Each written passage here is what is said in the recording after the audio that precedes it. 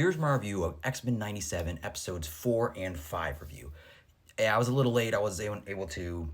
I've just been behind lately, so I'm going to be doing back-to-back reviews of both these episodes in this single review. And fortunately, I really liked both of them. I was still liking season 2, but I did think that the first 3 episodes didn't really reach the same heights as season 1. But I feel like with these past 2 episodes, I still don't think it's there quite yet, but it's still like real good.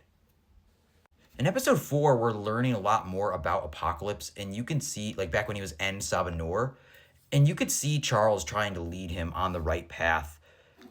And it's very fascinating because you kind of see how you learn more about Apocalypse. Like, you learn how he was a slave in ancient Egypt because he was like the first mutant, and how he was abandoned by his mother, and you kind of see the way why he turned out the way he was, and why he turned into a monster.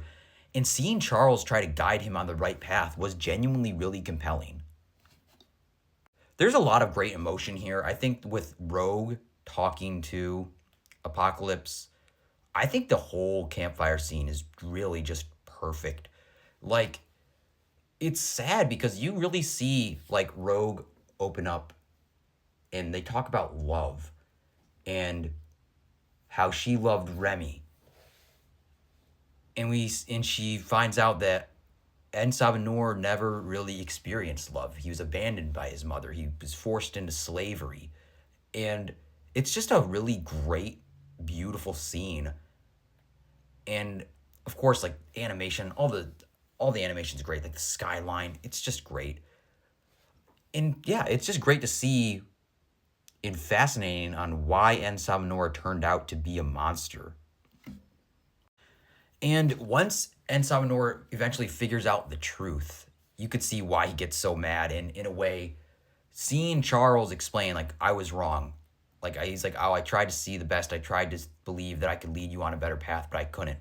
Some people are just monsters.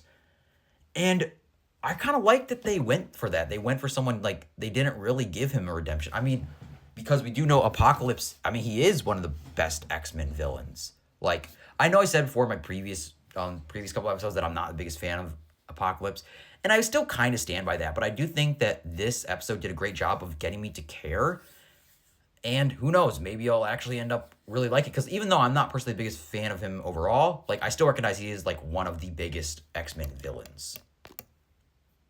And it's really great seeing Magneto basically try to do the right thing and send the rest of the X-Men back, I guess, to the present, or I don't know if he sent them to the present or back to the future, but it was really good. Although the way this episode ends is pretty heartbreaking. Like, Magneto dies. He gets killed. And it was one of those things when I was watching, I was like, oh, wow. And I obviously know, like, from season 1, like, this show, obviously, it gets dark. And that's what I love about it. It has the maturity and just great storytelling to basically show the audience, like, yes, we respect the audience. We are going to go dark because we know you can handle it, because this is great storytelling. And it is. There's so much great emotion. And they really just gave Magneto a great character arc within this. I'd say just, like, within these past couple episodes, and within this episode especially. It was very moving. As for the following episode, it does feel like kind of like, I mean, it's necessary, but it also just feels like not like we're really moving the story forward. Like, in this episode, we're seeing Wolverine and I don't remember what this team is called, and like infiltrate this Canadian wilderness area. And we basically just, like, there's some really cool, like, don't get me wrong, I like this episode because, I mean, I love Wolverine, I love all these characters, but it doesn't really feel, it feels like we're only here, and it kind of is, just so Wolverine can get his adamantium claws back. I mean, it was already spoiled in the trailer that he's going to get them back, so, I mean, it's not like it's a big surprise, but it does feel like kind of weird. But that being said, this episode is still good. There's a lot of great movie references to, like, classic horror movies such as Alien and The Thing. And seeing Wolverine work with Lady Deathstrike, work with Morph, work with Sabretooth, I liked this team up. They were fun.